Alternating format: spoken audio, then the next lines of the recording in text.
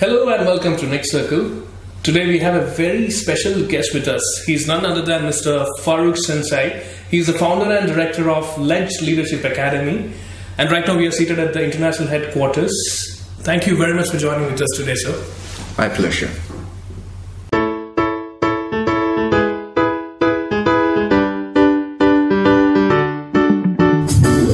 So, Mr. Sensei, you are an IATA world record holder, Karate national champion, international speaker, international airline instructor, NLP master practitioner, and a successful entrepreneur too. So tell me, what exactly are you? What is your real purpose in life? One answer, I'm a human being. As a human being, you can fit in all this. People do ask me this question: how can you be a martial artist and how can you be an airline instructor? How can you be an airline instructor? How can you be an NLP master trainer, practitioner, etc.? It's possible. It's possible. It's not magic. Anyone can be. If you have that sort of passion to be, and if you have the passion to reach somewhere, it doesn't matter who you are, you can reach there. It's not a rocket science. For me, I'm a human being. And what I want in my life is to change life in others. What does it mean again? To add value in people's life. It could be, it's to add value. The first one is financially. Now, how do you add value in people's life financially? If I give you some money, it's not adding value. Very important. If I give you some money, even if it's $10,000, I'm not adding value in your life. But at the same time, if I give that or invest that 10,000 in a business which can help you in your life, that's adding value. If I give you 10,000, you can spend that 10,000 one day, or even an hour you can spend that. So therefore it's not adding value. But at the same time, if that money is generating revenue or income for you, then it's adding value. So number one, you can add value through money, number one. Number two, you can add value in people's life physically. What does that mean physically? You can help somebody.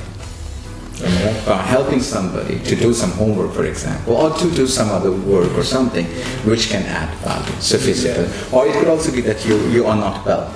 And I'm there to see you to the hospital. I say, Nick, don't worry, I'll come there.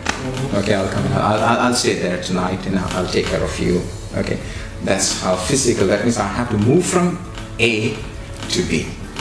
Okay? So that's how we can add value. Tell me, what could be the third way to add value? What do you think of? Knowledge, possibly. Exactly correct. Exactly correct. You can add value by giving knowledge. Okay? To teach something. That's how you can add, because there's an old English saying that if I give you a fish, I feed you for a day, but if I teach you how to fish, I'm feeding you for your entire life. So that's how we add value. The fourth one is the most important one. And the fourth one comes everywhere. Tell me, what could be the fourth one? The first one was financial, we spoke about. The second one was physically. Number three was education or knowledge. What's the fourth one? What do you think? Using health? No, health comes in the physical part. The fourth one and the most important one is the time. Time, okay. You need to know that time is more valuable than money, am I right? So, if I'm looking at the financial part, I need to spend some time to give that finance to you or to help you to grow your business. So time is involved there.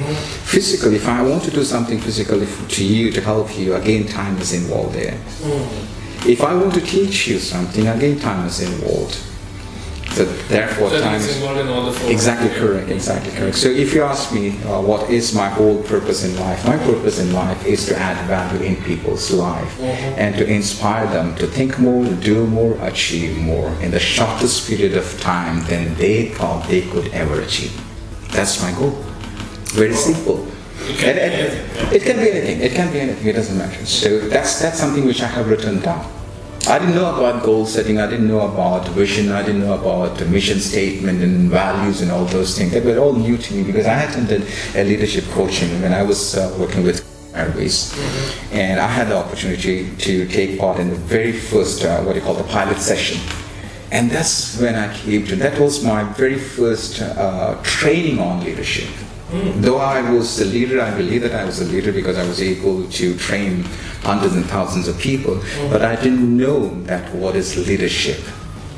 I didn't know what is leadership until otherwise I attended the very first session on leadership. And that's how our instructor said that you need to have a vision, you need to have a mission. It was all foreign language to me. But I found out my mission statement that day, and till now I follow that. It's there in my office, you can see just behind this camera, you can see my mission statement there. It's very clear. Anyone who walks in, they can see my mission statement. It's very clear. It's there on my doorstep, you can see my mission statement, because it's a reminder. And I would say every viewer who are watching this chat between me and Nick, you need to have a mission statement, very clear one. So why do you think you have to write it down, your mission and mission? I can see all over your office, but why is it important to write it down? Say if you write it down, even I say that not typing, writing your mission statement connects with your subconscious mind and your conscious mind very much. And it's also a reminder. There was a research which was done, I think in Stanford University or somewhere else, that was in 1986 and 1996, a period of 10 years. And 83%, I believe it was 83 or 87%, let's take it as an example, 87% of students didn't have any goal, any objective, any vision about their life. Okay. There were 13% which had a mission in their life. They had a goal in their life, but it was not a written goal.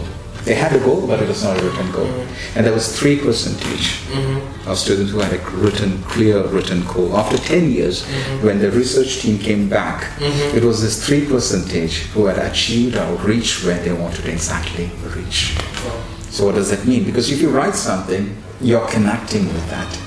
It's just like having a vision board. Have you heard of vision board? Okay, because you put those pictures. You can go to every morning and you see the vision. Exactly correct. Exactly correct. So you connect that. So if you want to have a goal, I would definitely say write it down. They say ink it, not think it. Okay, it's not thinking, but ink it down. And you should be very proud of saying, whenever somebody walks in, I just go and show, this is my vision, this is my vision board. I show them. Why? Because I need to be proud of what is my mission. If you don't have that sort of connection with your mission, then it's very hard for you to reach where you want to reach. Am I right? Absolutely. And it's very, and if it is here, nobody's seeing that. I'm seeing that with my eyes because that's the sense. Okay, I'm seeing it and I'm reminding it to me, Farookh, that is your mission. And since I see my mission every now and then and every day, if I go out of the mission, it's a reminder to me saying that Farookh, stick on to your mission. Stick on that. It gets recorded. Exactly correct. Exactly correct. Because it's a repetition, so you keep on repeating. Amazing, amazing. So can you please tell us about your beginning on the path of leadership, and when did you decide to be a leadership coach? Well, I decided to be a leadership coach only after I met with John Maxwell or his team. That's when I thought, okay, I have the capacity to influence people. About leadership is all about influencing people. Nothing less, nothing more. That's exactly what John Maxwell tells. Let me borrow his words. So leadership is all about influencing people. So when I started thinking about looking into my life, I've been doing that from the age of 16. Because I became a teacher or a trainer at the age of 16 while I was, exactly correct, that was in 1982. So I was just a school student at that time, and I was also conducting training programs. I was into martial arts at that time. So if I were to be able to influence people at that time, so I know that there are a lot of people who have changed their life in their career as well as in their life. So there's some element of influence happening there. In other words, I was using my leadership skills, but I didn't know exactly what leadership skills was and what are the minimum requirements to be a leader, because it was something else. For me, it was like a title. Later on, I came to realize that leadership is nothing to do with that title. It's not like a manager or a supervisor or a trainer, etc. Leadership is a quality within you. You can be a housewife, still you can be a leader. Am I right? You can be, it's not necessary that you have to be a supervisor, still you can be a leader. You can be a 360 leader because you can be led by somebody. At the same time, you can also lead your co-workers or colleagues at the same level. At the same time, you can bring your team up. So you can be a 360 degree leader, or what you call as leadership, 360 degree leadership, which applies. So I started feeling that I do have that quality. And when I apply that on somebody else, that is unknowingly. Okay, it's not that I'm applying that. It comes intentionally for sure, but it's coming from your subconscious mind. And that's when I started realizing that when you work in some sort of organization or when you are under somebody else, sometimes you won't be able to apply the leadership that is inbuilt in you. So I felt, okay, I need to learn more about this. I started getting books from different authors, especially I like John Maxwell, because his style and his presentation is absolutely different from other coaches or leaders that I have seen in the worldwide leadership arena. So I started learning more about him. And I also got the opportunity to meet him, to take part in his program in the US, and being certified by him too. So that's where I took leadership to a next level. Let me interrupt you in between. You were talking about you were a martial arts trained at the age of 16. You were really young at that time, in the early teens. So I think you were a born leader. But what do you think, that are leaders born or leaders being made? Well, in my case, I was not a born leader. I was not a born leader. I'll tell you, I was not a born leader. I was an average guy. So I was not a born leader. At the age of 16, when I got this opportunity to start a karate club of my own, because I got permission from my trainer, my teacher, my guru, if I put it that way. So I took that sort of challenge, and by taking that challenge, automatically I was taking a responsibility on my shoulder. And I established a school, and I was a 12th grade student at that time. 16 years old. Yeah, I was a 12th grade student, and most of my students, my martial arts students or my karate students, they were in their 30s and 40s. Most of them were in the government officials and so forth. Twice your age. Oh yeah, towards my age. And I could also remember there was one instructor who came all the way from a recommendation from Sri Lanka to train me. He was double the age of mine.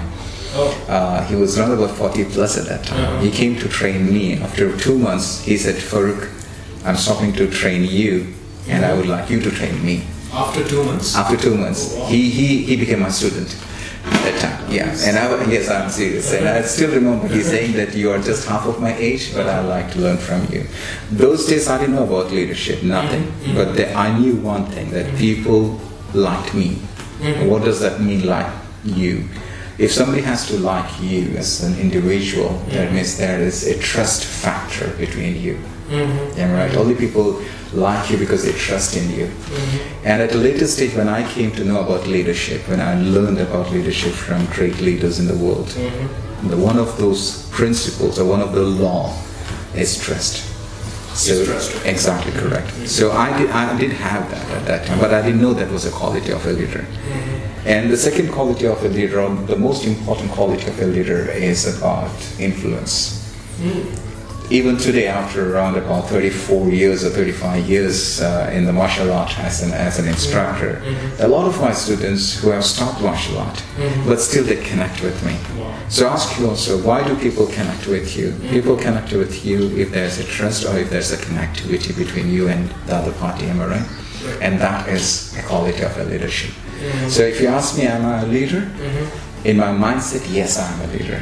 It's not a title. It doesn't matter who you are. You can be a leader. It doesn't matter whether you have a title of a VP or a CEO or a supervisor. It doesn't matter, because leadership has nothing to do with the title that you carry. There are great people with titles, but they're not leaders. I want you to think of, there are a lot of people in your life that you have come across. They might be having those titles, those glossy titles. I think people respect them just because of their title. Exactly correct. Exactly correct. That's the first level of leadership. People respect you not because of you, but because of the title that you carry. Just imagine a police officer or a military officer. He might be a cruel guy or a rude guy, but still you respect him. You are not respecting him, but you are respecting the badges that he's carrying, the position that he is carrying. In fact, there are 5 levels of leadership, by John Maxwell. So the very first level is all about the position that you carry. So if somebody is liking you, they come to you, they talk to you, they want your advice or they want coaching from you, etc. Understand that they're coming to you not because of the title that you carry, because there's some more connection between you and the other person. That's why they're coming to you. That's a trust factor. That's a connectivity. In other words, you are adding value in their life. If you don't add value, nobody comes to you. So the biggest thing as a leader, irrespective of who you are, you need to ensure that you are valuable. Only if you are valuable, you can add value in somebody else's life. If you're not valuable, people won't come to you because you can't add anything in somebody else's life. So as a leader, are leaders born? Some leaders are born. Now how does that happen, to answer your question? If I were to be born in a family of leaders, let's take an example. My parents are political leaders. Exactly correct. That's what I'm saying. So from the very younger age, or from your birth itself, you are surrounded with leaders. The way that they talk, the way they communicate and connect with people, their followers, or whatever it is, you're seeing that. So you're automatically getting that in your blood. You're saying that. That's one way. So that's what I call as a born leader. But every leader is a born for sure. Of course. The second is the case of mine, because when you get a responsibility, you take the challenge and you raise yourself to that sort of quality, you become a leader. The third one, which I need to say, is let's take a family, okay? And there's a head of the family. Head of the family. And he's the one who's taking care of the family. All of a sudden, he dies. There's now the eldest son. He had no clue about, and he was running up and down, playing, was not interested in anything else. But once his father passed away, now he knows that it's now on my shoulder. That's when he takes up the leadership. Exactly correct. So it's a situation, sometimes it's a situation which makes you a leader. It's not your qualification, and especially it is not your progress report. Progress report is very good for your teacher and for your parents to see how many marks did you get. But that's not going to make you a leader. Am I right? So it has nothing to do with a title, it has nothing to do with the marks that you get, it's nothing to do with where you're born, it's nothing to do with the money, nothing. There are also poor people. Poor great leaders. Poor great leaders. I'll take Gandhi, or I can take Nelson Mandela, or Prophet Muhammad. Is upon him. There are a lot of leaders in that way. They were financially broke, if I put it that way, but they are still leaders. Leadership is all about influencing people. Now, I can influence you right now, or you can influence me. But that's not leadership. Leadership is where you can influence me in your absence. What does that mean? What does that mean? Let's say that you have some sort of principles which I follow, okay? And you're not here. You're not here at all, but still I follow, and I say that that's a principle which I learned from Nick. That's something great, which I need to stick on to that. And let's say you're no more in this world. And I still follow that. And still I follow that. Wow, or I teach somebody else the same principle and say that that has been taught to me by my teacher, who is Nick. And that goes to generation and generation. That's called leadership. I want you to think about, I want the audience as well to think about people, great leaders who are not here alive. They might have passed away 10 years, 20 years, 100 years, 1,000 years back. But still, if you're following the principle, that's great leadership. Wow. That's great leadership. So it's not necessary that leaders you are born leader. But there is one difference, I'll tell you. If you're a born leader, you have the intuition more than a leader who becomes a leader after learning, by learning. Because they have a special intuition. That's called law number 8. There are 21 laws when it comes to leadership law. The law number 8 is called law of intuition. It's something, a gut feeling that you have. Because you feel that something is wrong, something is right. I need to take this decision, I need to take that decision. It's a gut feeling, the law of intuition. That basically comes from people who are born leaders. It doesn't mean that you can adapt that quality in you. It's possible, there is no doubt at all. But that you can see more in people who are born leader. That's one. Wow, fantastic. Yeah. Since you were an international airline manager in the past, you recently left your job and started this Let's Leadership Academy. Tell me what motivated you to start this academy? Well, the job that I was in for last 14 years plus, that is a very good job. I mean, flying around the world, conducting training program, different types of training program. I was heading the cargo type of training program. We used to train the pilots, the crew, etc., etc. I enjoyed my job. In fact, I really enjoyed my job. But at a certain stage, I started to feel that my bed is pulling down. Always understand, if you have a dream, the bed would never allow you to sleep. Okay? Once your bed starts pulling you down when you're going for your job or when you're going to work, when your bed is pulling you down, that means you have no more passion to that job. And that started coming in me. I didn't feel that sort of passion anymore to continue with the same job. And I'm a guy who likes to explore something, because in my after my schools and colleges, my focus was into martial art, being a champion. And after some stage, I left that. I moved on to IATA. After some time, I left that. I went into aviation. Now I knew that's time for me to leave aviation and go to a wider audience. And that's why I came up with this academy. To work in an organization is always good. There is nothing wrong in it. There is nothing wrong in it. People go for a job because it's more about security and it's more of a survival. Okay? But you need to get out of it. You need to get out of it. You need to make money while you are there. Okay? You need to invest money while you are working. That's very important. Most of the people, they do the mistake is they work and they spend the money. And once they retire or once they leave the job, they don't have anything. So while you're there, that's what I did. I needed money. So what I did is I worked for 14 years. I made the money. I made the money while I was working. I had my own businesses, etc. I started generating income, and when the time came in, I left the organization. Now, very important thing that I want to say is that while you're working, you must ensure that you're also saving something, so that once you leave your organization, leave your job, there is something to support you. In my case, I was working with an organization which was fantastic. I like that. It's a 5-star airline. I learned a lot of that. What I am today is something that I learned from that organization. Okay, that's a foundation I have, and I'm proud of that company which I worked. But I had decided, even while I was working with that company, I had decided very well, around about 5 years back, I had decided that when I'm turning 50 years old, I would retire, not resign, I would retire. And I took the decision when I turned 50. That was the day I said, no more, I'm not going to work. And I started this company. The best part about Let's Leadership Academy is that I'm able to reach more audience than I was able to while I was working with the airline company or airline organization. Because I do everything online. In this office, the one that you're sitting right now, nobody walks in. This is my very personal private office. There's no walk-in customers, and this is a home office. In fact, it's built on top of my house. But the fact is that I'm able to reach a lot of people at the same time.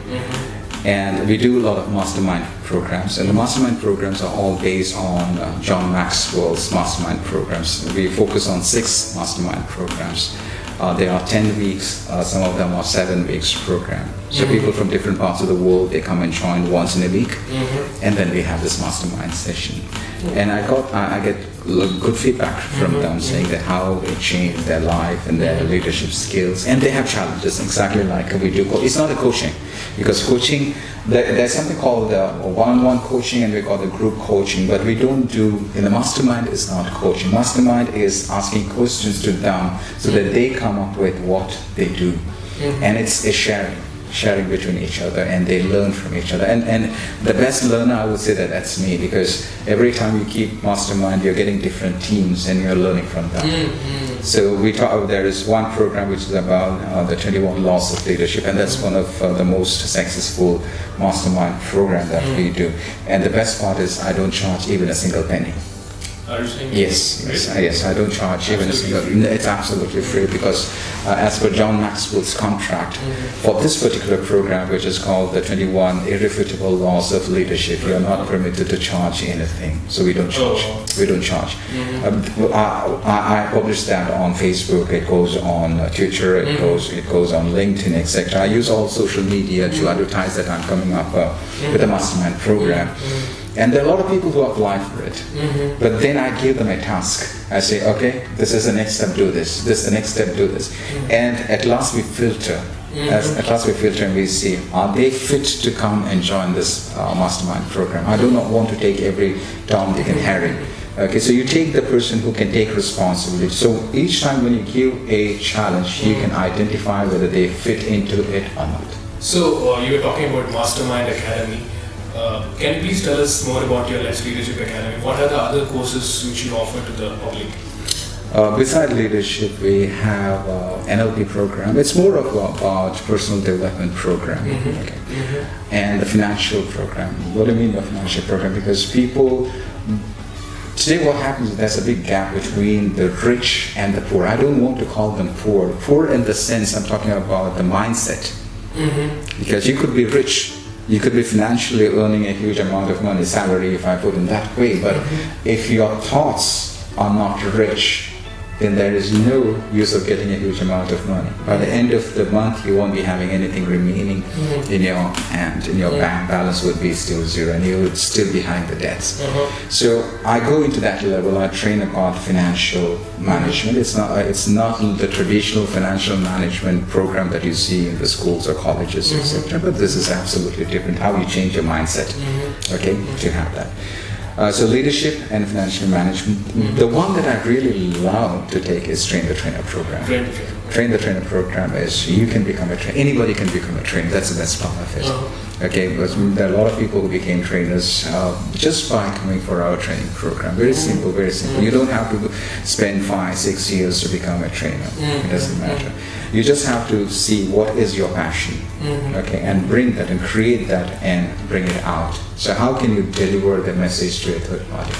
And it's amazing because you can do this online as well. Because as an online, when you attend this program, you get challenges every week. So you have to record your own videos and you have to post it. So we watch it and we give our feedback. And then the team, you have different groups. So the group has to give feedback. So that's how we do that. We do online as well as in-person training for corporates. Yes, we do that as well. And most of my clients are corporates, because the best part is today people, they don't know about coaching. They know about consulting, coaching, about counseling, but they don't know about coaching. People have heard about mentorship, but mentorship is absolutely different than coaching. So what I do is I don't go for hundreds of clients. I just go pick up 1, 2, 3 the best corporate customers and then train their team. And that's the best part. So the best part of being a coach is that I don't have to work. And I don't work at all. I don't work at all. So when I left my job in the aviation industry, I'm a free guy today. Okay, and I don't work at all. That means I enjoy what I'm doing. And I work with my customers only for 5 to 6 hours a week. That's it. I don't work more than that. And I got a lot of free time where I go and learn myself. So I got enough time to learn myself, to educate myself, to become more valuable so that I can add value in people's life. I don't travel much, so I can sit here in my office. Now I would say that the generation is changing now. So you are more into learning where you sit and learn rather than traveling and learning. Exactly, online. And there are a lot of tools, and that's what in one of my courses I train. That is how you can become a digital trainer, or how can you come with a info product. And that's the latest trend. If you are an instructor, or if you're a trainer, if you're a coach, if you're a consultant, I'll tell you, you can make millions of dollars. How is that possible? You have to see what is the need for that particular knowledge that you have. Convert that into e-books, e-learning, etc. I'm not talking the physical book, I'm talking about e-books, etc. Online. You record that. You record that into an MP3 that becomes your audio training material. You record that in a video that becomes your video tool. You can record an interview or a chat with an expertise, or with your expertise or with experts, and that becomes a tool again. So you can use that online. There are schools, you can upload that in schools, and people who really want to know about your field, your area, they can go and download it. And that's what I do. That's what I do. Every 2 weeks you can come up with a program. And there is a huge crowd in the world who would like to buy that. You can sell it even for $27. Still, it's worth. You might be thinking $27 is nothing, but let me tell you, there are people who like to work and to buy that. There are colleges like Udemy. Yeah, I believe you know. Yeah, Udemy. So that's a very good platform where you can sell your product, whatever knowledge you have. So going back to the earlier question that you asked me, can you add value? That's what I do. How do you add value? 4 ways. Either with your money, with your knowledge, with your health, or with your time.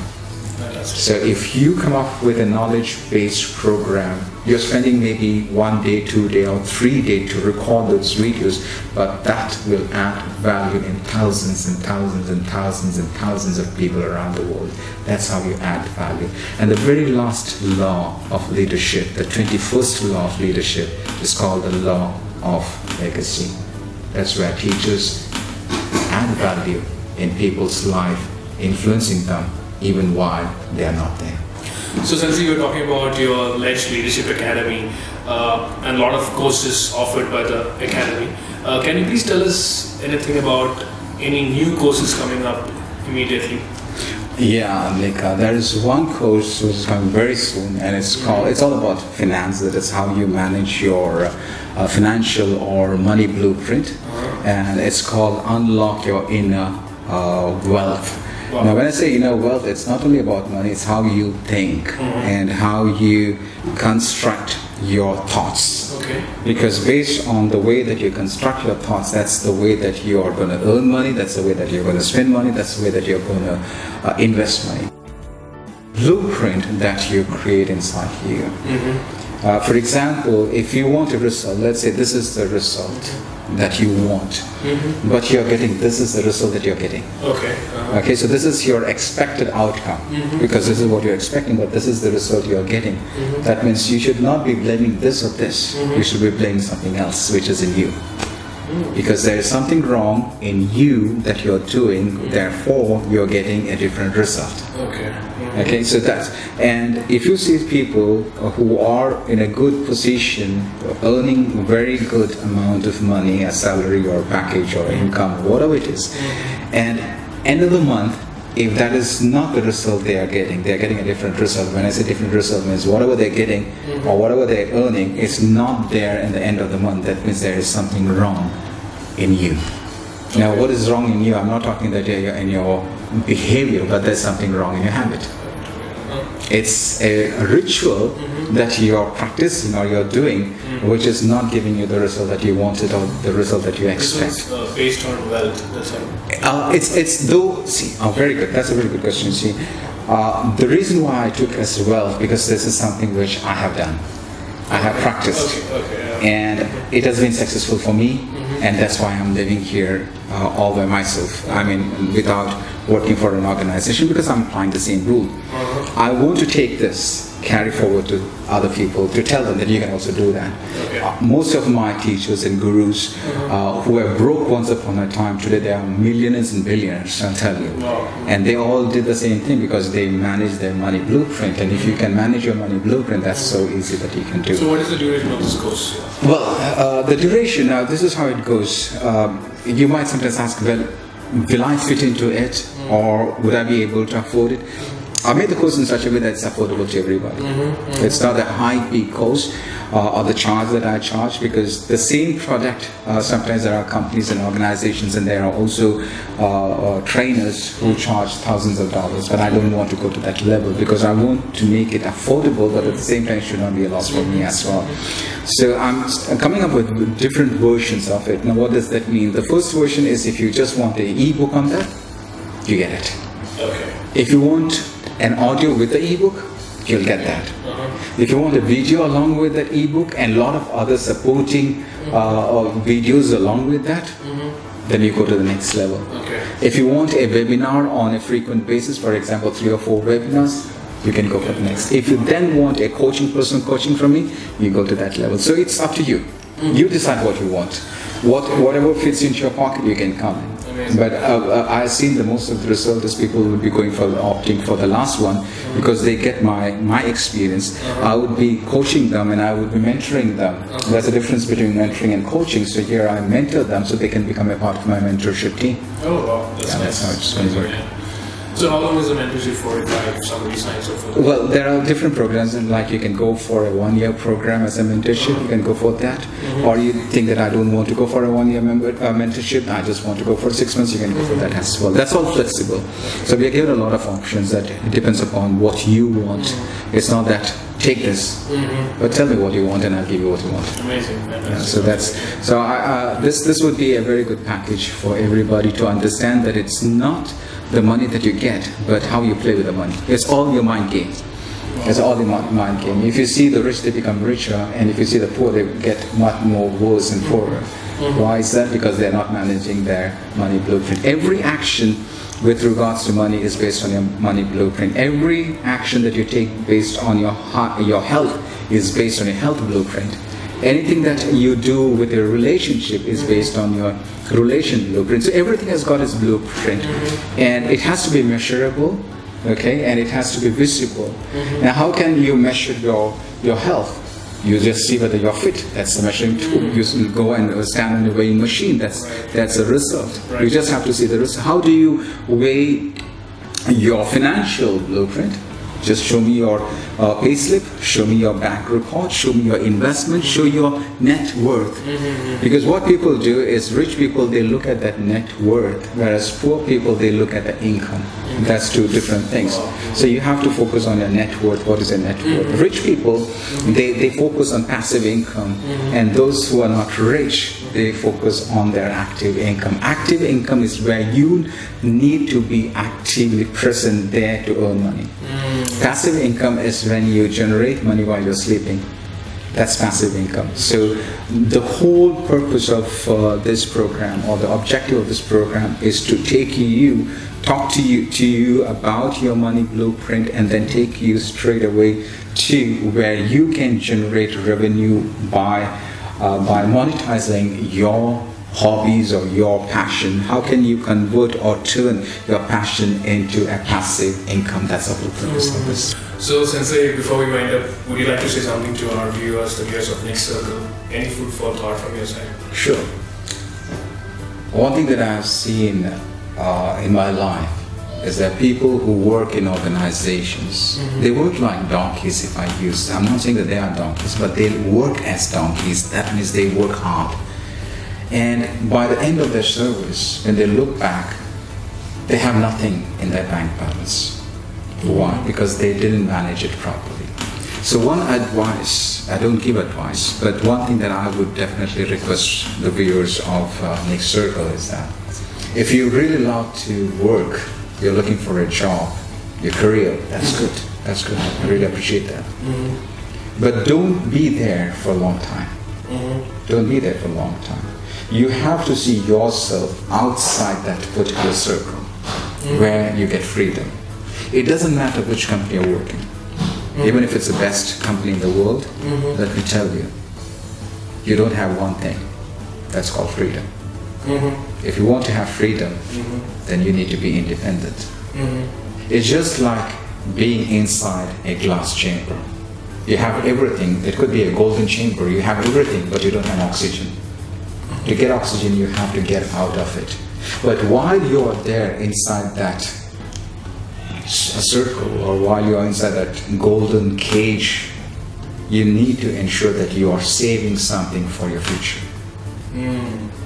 Okay? What happens in most of the cases is that you work, and you spend. End of the day, you don't have anything. So you save, you need to have a bigger dream, you need to look forward for that sort of freedom and work for it. Once you are out, you can do whatever you want to. Today you can sit in the comfort of your home and you can change the world. That's what I tell my team. You can change the world. It doesn't matter who you are. You don't have to travel. People, they don't have to see you. You can bring a change in the world by sitting in your home. That's what I would say. So it doesn't matter what you have. What matters is what you do with what you have. Absolutely correct. It's absolutely correct. If you go back and repeat the same thing, it's not what you have, but it's what you do with what you have. Automatically, you're talking about the four things. You're talking about time, you're talking about money, you're talking about knowledge, you're talking about your health, physically what you can do. So it's not what you have, not the money that you have. It's not the health that you have. It's not the knowledge that you have. It's not the time you have. It's what you do with the time. It's what you do with the health. It's what you do with the money. It's what you do with the knowledge. If you can't do anything with that, that means you're a waste. You didn't have a purpose in your life. If you need to have purpose, you need to use this fourth thing to bring a transformation in the life of somebody else. That's the purpose of life. Mr. Sensei, I truly appreciate your time. Thank you very much for joining me on Next Circle today. My pleasure, Nick.